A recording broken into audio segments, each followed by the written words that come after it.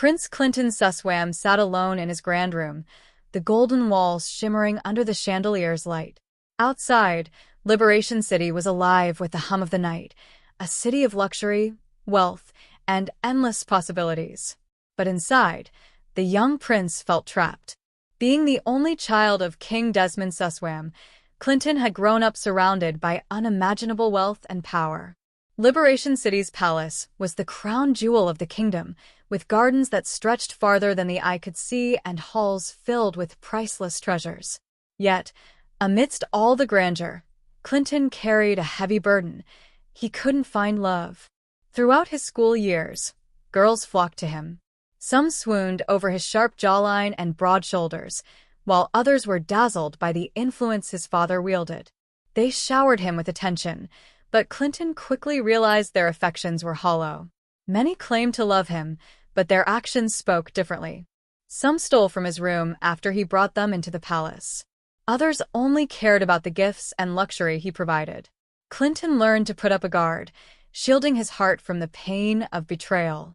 By the time he graduated from the University of Liberation, he was convinced that finding genuine love in a world blinded by wealth was impossible. As if his struggles weren't enough, the royal family faced a looming crisis. King Desmond, once a strong and charismatic ruler, was now bedridden.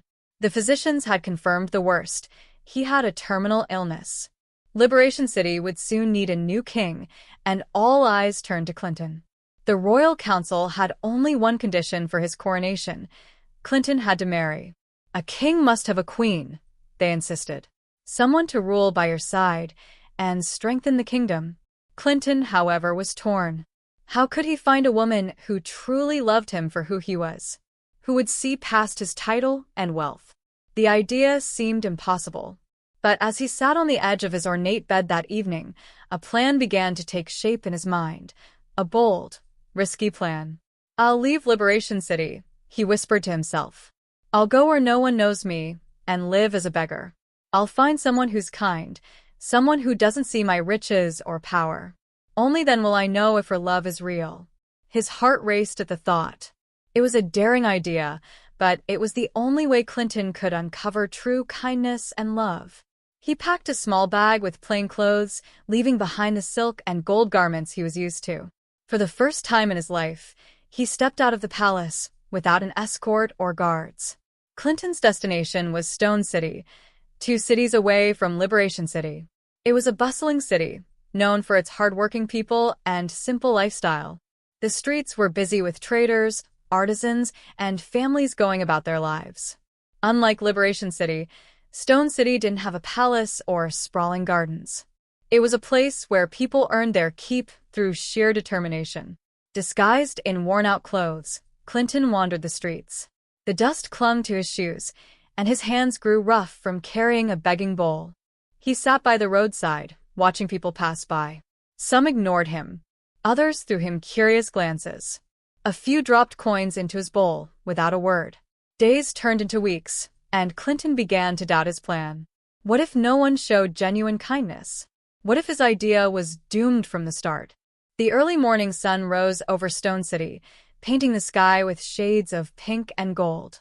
The city was lively yet modest, with cobblestone streets, small shops, and cheerful vendors calling out their wares.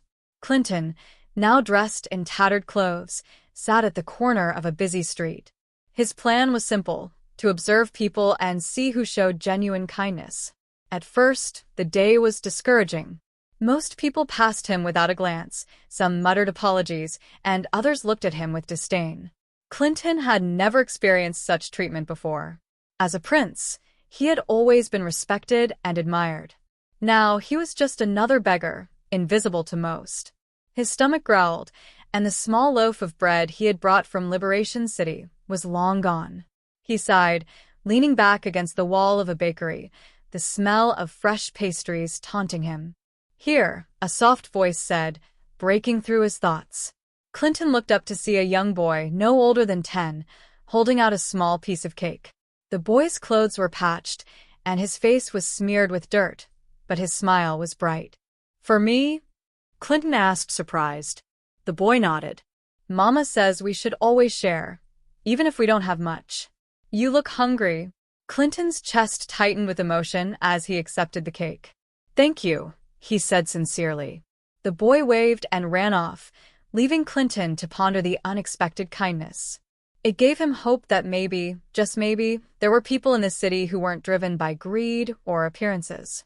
As the sun climbed higher, Clinton moved to another part of the city. He chose a spot near a bustling restaurant, where people came and went in a steady stream. It was there that he first saw her. Abigail. She stepped out of the restaurant, her long dark hair cascading down her back and her bright eyes scanning the street as if searching for something.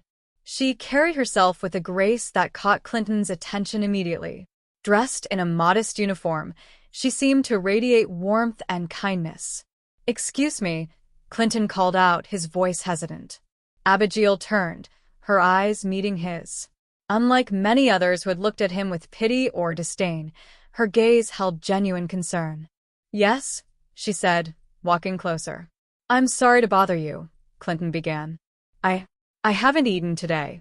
Could you spare anything?" Abigail studied him for a moment, then smiled. "Wait here." She disappeared into the restaurant and returned a few minutes later with a small container of food. "Here," she said, handing it to him. "It's not much, but it should help." Clinton took the food, his heart swelling with gratitude. "Thank you," he said. "You didn't have to do this." Abigail shrugged. "It's no trouble. Everyone deserves a little kindness." Her words lingered in Clinton's mind long after she had walked away. He spent the next few days watching her from a distance, noting her interactions with others. She greeted everyone with a smile, from the wealthiest customers to the street vendors.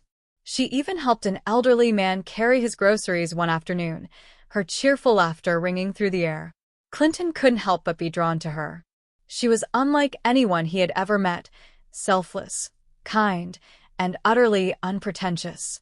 One evening, as the sun dipped below the horizon and the streets began to empty, Abigail walked home alone. Clinton decided to follow her, keeping a respectful distance. When she reached a small, cozy-looking house, she paused at the gate and turned around. "You've been following me," she said, her tone more curious than accusatory. Clinton froze, caught off guard. I didn't mean to make you uncomfortable," he stammered. Abigail crossed her arms, studying him. "You're the man from outside the restaurant, aren't you? The one who asked for food?" "Yes," Clinton admitted, his face flushing with embarrassment. "I'm sorry. I wanted to thank you again." "You've been very kind." Abigail softened, her arms falling to her sides. "You don't need to thank me. Kindness isn't something you do for gratitude. It's just the right thing to do." Clinton hesitated, then asked, "Why? Why are you so kind to people, even strangers?" Abigail smiled wistfully. "My mother used to say that the world is full of people who are hurting. A little kindness can make a big difference, even if you don't see it right away." Her words struck a chord deep within Clinton. He decided then and there that he needed to know more about her. The next day, when Abigail left work, she found Clinton waiting outside the restaurant. This time, he had tidied himself up as much as his disguise allowed. "Hello again," he said, offering a shy smile. Abigail raised an eyebrow. "You're persistent, aren't you?" Clinton chuckled. "I suppose I am. I was wondering if I could repay your kindness somehow." "How would you do that?" she asked, amused. "Well," Clinton said, thinking quickly, "I could help you with any chores you might have. Or carry your bags. Anything you need." Abigail laughed. "You don't have to repay me. But if you insist, you can help me carry these." She handed him a bag filled with groceries, and they began walking together. As they walked, Clinton learned more about Abigail. She had recently graduated from university and was working as a receptionist to support her younger siblings. Her father had passed away when she was a child, leaving her mother to raise the family alone. Despite their struggles, Abigail spoke of her life with a sense of gratitude and hope that Clinton found inspiring. Over the next few weeks, their paths crossed more frequently. Abigail continued to bring him food from the restaurant and even gave him an old jacket to keep warm at night. Clinton, in turn, helped her with errands and listened to her talk about her dreams and challenges. The more time he spent with her, the more Clinton was convinced that she was the kind of person he had been searching for. But a nagging doubt lingered in his mind. What would happen when she learned the truth? Would she feel betrayed? One evening, as they sat on a bench in the park, Clinton turned to Abigail and said, "There's something I need to tell you."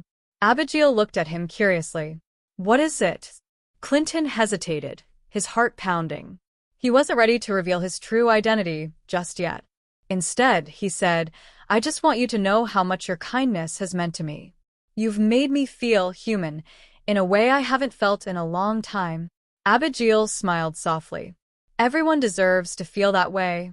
As the stars began to twinkle overhead, Clinton knew that his journey was far from over. But for the first time in a long while, he felt a glimmer of hope. Stone City shimmered under the pale glow of a full moon. The streets were quieter now, with only a few people strolling under the streetlights. Clinton sat on a bench in the park, his mind racing as he thought about Abigail. She was the most genuine person he had ever met, but every moment he spent with her brought him closer to the inevitable truth. He wasn't who she thought he was. The following morning, Clinton waited near the restaurant where Abigail worked, eager to see her. When she emerged with her usual radiant smile, he stepped forward. "Good morning," he said, feeling a strange mix of excitement and nervousness. "Good morning," she replied, adjusting the strap of her bag. "You're up early. Did you eat?" "I did, thanks to you," Clinton said, smiling. "I was wondering if you'd let me walk you home again this evening." I enjoy our conversations." Abigail tilted her head, amused. "You don't give up easily, do you?" Clinton grinned. "Not when it comes to people worth knowing." That evening, as the sun dipped below the horizon, Clinton met Abigail outside the restaurant.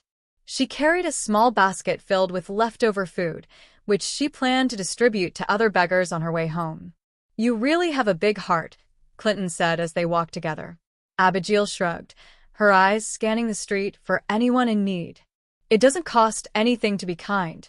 Besides, you never know when you might need someone's help." Clinton watched her in awe, marveling at how effortlessly she cared for others. As they continued their walk, he found himself opening up to her in ways he hadn't expected. "I wasn't always like this," he said quietly. "Like what?" Abigail asked, glancing at him. "Lost," Clinton admitted. "I had a different life once. A better life. But I took it for granted." Abigail stopped walking and turned to face him. "What happened?" Clinton hesitated, choosing his words carefully. "Let's just say, I lost everything that mattered. And now, I'm trying to figure out how to start over." Abigail's expression softened. "I'm sorry," she said. "That must be hard." "It is," Clinton said, looking into her eyes. "But meeting you has made it easier." Abigail smiled, her cheeks tinged with a faint blush. "You're too kind." "No," Clinton said, shaking his head. "I'm just honest." For the next few weeks, their friendship deepened. Abigail introduced Clinton to her world, showing him the simple joys of life in Stone City. They visited the bustling marketplace, where vendors greeted her warmly and offered discounts on fruits and vegetables. They attended a small community event in the park, where local musicians played cheerful tunes and children danced under the stars. Through it all, Clinton felt a sense of belonging he had never experienced before. For the first time, he wasn't Prince Clinton, heir to the throne of Liberation City. He was just Clinton, a man getting to know a remarkable woman. But the closer he grew to Abigail, the heavier his secret became. One evening, as they sat by the river watching the water ripple under the moonlight, Clinton decided it was time to take a step closer to the truth. "Abigail," he began, his voice tinged with hesitation. "Do you ever feel like you're meant for something bigger than this?" Abigail frowned slightly, pondering his question. "I don't know," she said after a moment. "I've always believed that happiness comes from the little things, helping others, spending time with family, doing your best with what you have." Clinton nodded, admiring her perspective. "What if someone offered you a chance to change your life completely? Would you take it?" Abigail laughed softly. "That depends. What's the catch?" Clinton chuckled. "There's always a catch, isn't there?" They sat in silence for a while, the sound of the river filling the space between them. Finally, Abigail spoke. Why do you ask? Are you planning to change your life? Clinton took a deep breath. Maybe. I think meeting you has already started to change it. Abigail looked at him, her expression unreadable. You're full of mysteries, Clinton. Maybe one day I'll tell you all of them, he said, a faint smile playing on his lips. As the weeks passed, Clinton became a fixture in Abigail's life. Her friends and neighbors grew curious about the scruffy man who always seemed to be by her side, but Abigail brushed off their questions. He's just a friend, she would say. But deep down, Abigail knew there was something different about Clinton. He wasn't like the other beggars she had helped over the years. He carried himself with a quiet dignity that didn't match his worn clothes. And though he rarely spoke about his past, she sensed that he came from a world far removed from hers. One evening, as they walked through the marketplace, Abigail noticed a group of young men loitering near a stall. They were rowdy and loud, their laughter grating against the otherwise cheerful atmosphere. Abigail, one of them called out, his tone mocking. Got yourself a new boyfriend, huh? Clinton tensed, his jaw tightening as the men burst into laughter. Ignore them, Abigail whispered, grabbing his arm. But the men weren't done. Hey, beggar boy, another one taunted. Think you're good enough for her? She's way out of your league. Clinton's hands curled into fists, but he forced himself to stay calm. Let's go, Abigail said, pulling him away. As they walked, Clinton could feel the anger bubbling inside him. Why do you let them talk to you like that? He asked. They're just bullies, Abigail said with a shrug. It's not worth getting upset over. But it's not right, Clinton argued. You deserve respect. Abigail smiled at him. Respect isn't something you demand. It's something you earn. And I don't need their approval to know my worth.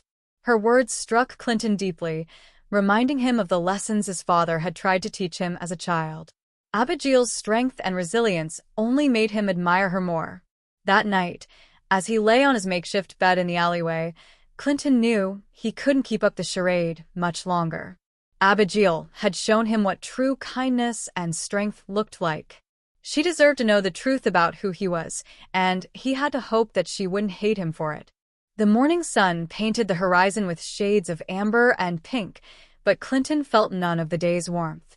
The weight of his secret had grown unbearable, and he knew it was time to tell Abigail the truth. He found her at the park where they often met, sitting on their usual bench with a book in her lap. Her face lit up when she saw him approach. Good morning, Clinton, she said, her smile as warm as ever. Good morning, he replied, sitting down beside her. But today, there was no easy banter, no light-hearted conversation. Clinton fidgeted, his hands clasped tightly together. Abigail noticed his unease and closed her book, turning to face him fully. What's wrong? She asked, her voice gentle. Clinton took a deep breath, his heart pounding in his chest. Abigail, there's something I need to tell you. Something I've been hiding from you. Abigail's brow furrowed, but she nodded. Go on, she urged. Clinton hesitated for a moment, then began. I'm not who you think I am. I'm not just a beggar. I've been lying to you since the day we met. Abigail's eyes widened slightly, but she said nothing, allowing him to continue. My real name is Clinton Suswam, he said, the words heavy on his tongue. I'm the Prince of Liberation City. The silence that followed was deafening. Abigail stared at him, her expression a mix of shock and disbelief. You're the prince? She repeated, her voice barely above a whisper. Yes, Clinton said, his gaze fixed on her. I came to Stone City disguised as a beggar because I wanted to find someone who could love me for who I am, not for my wealth or status. I never expected to meet someone like you. Abigail stood, taking a step away from him. So, everything was a lie? All this time, you were just pretending? Clinton rose to his feet, his hands reaching out imploringly. No. I mean, yes, I was pretending to be a beggar, but everything else, our conversations, the way I feel about you, that was real. I swear. Abigail turned away, her arms wrapped around herself. I don't understand, she said, her voice trembling. Why didn't you tell me the truth from the beginning? I was afraid, Clinton admitted. afraid that if you knew who I was, you'd treat me differently. I've been surrounded by people who only care about my title or my money my entire life. But you're different, Abigail. You're kind and genuine, and I didn't want to lose that. Abigail was silent for a long moment, her back still turned to him. When she finally spoke, her voice was steady, but tinged with hurt. Do you have any idea how humiliating this feels? To find out that the person I trusted has been lying to me all along. Clinton's heart sank. I never meant to hurt you, he said. I just wanted to know if you could love me for who I really am, without the crown or the palace. And you've shown me more kindness and sincerity than I ever thought possible. Abigail turned to face him, her eyes searching his. And now that I know the truth, what do you expect me to do? Forget the lies and pretend everything's fine. I don't expect anything, Clinton said earnestly. I just needed you to know the truth. Whatever you decide, I'll respect it. Abigail looked at him for a long time, her emotions warring on her face. Finally, she spoke. I need time, she said. Time to process all of this. To figure out what I feel. Clinton nodded, his chest tightening. Take all the time you need, he said. I'll wait as long as it takes. For the next few days, Clinton gave Abigail the space she needed. He spent his time reflecting on his choices and wondering if he had ruined everything. Meanwhile, Abigail wrestled with her own thoughts, torn between the betrayal she felt and the connection she had with Clinton. It was a week later when Abigail finally sought him out. She found him sitting on the same bench in the park, staring out at the children playing nearby. When he saw her approaching, he stood, his heart pounding. Abigail, he said, his voice filled with hope and trepidation. She held up a hand, stopping him. Before you say anything, let me speak. Clinton nodded, his throat tight. I've thought a lot about what you told me, she began. And yes, I'm still hurt that you lied to me. But I've also come to realize something. What? Clinton asked, his voice barely above a whisper. Abigail took a deep breath. The person I got to know, the kind, thoughtful man who helped me carry groceries, who listened to my dreams, who cared about people, that's the real you. Whether you're a prince or a beggar, that's the man I care about. Clinton's eyes widened in disbelief. You mean? Abigail smiled, though her eyes glistened with unshed tears. I mean that I'm willing to give us a chance. But you have to promise me something, Clinton. Anything, he said without hesitation. No more lies, she said firmly. If we're going to do this, I need you to be honest with me. Always. I promise, Clinton said, his voice thick with emotion. No more lies. Abigail nodded, a small smile tugging at her lips. Then let's see where this goes. Over the next few weeks, their relationship blossomed anew. Clinton, no longer bound by his disguise, shared more about his life in Liberation City and the responsibilities that awaited him. Abigail, in turn, opened up about her fears and dreams, her laughter filling the spaces between their conversations. But as their bond grew stronger, so did the challenges they faced. News of Clinton's identity had spread throughout Stone City, and whispers of their relationship reached Liberation City as well. Not everyone was pleased with the idea of a prince falling for a commoner. The day was clear, but the air in Liberation City's royal court was heavy with tension. News of Prince Clinton's relationship with Abigail had reached the council, and they were less than thrilled. She's a commoner, one of the elder council members said, his voice stern. The future queen of Liberation City must come from noble lineage. This girl is unsuitable. Clinton sat at the head of the table, his face calm but his fists clenched beneath the polished wood. His father, King Desmond, sat beside him, looking friendlier than ever. With all due respect, Clinton said, his voice steady, Abigail has more kindness, courage, and integrity than any noblewoman I've ever met. Those qualities are far more important in a queen than her birthright. The room erupted into murmurs of discontent. King Desmond raised a hand, silencing them. My son's words carry weight, he said, his voice weak but firm. But this decision affects more than just him. Clinton, are you certain she is the one? Clinton met his father's gaze, his eyes unwavering. I've never been more certain of anything in my life. The king nodded slowly. Then she must be tested. If she is truly worthy, the people will see it too. Clinton's heart sank. He knew what the king meant, the trial of the future queen. It was an ancient tradition, a series of challenges designed to prove a candidate's strength, wisdom, and compassion. Abigail was summoned to the palace the following day, her face pale but her resolve firm as she stood before the council.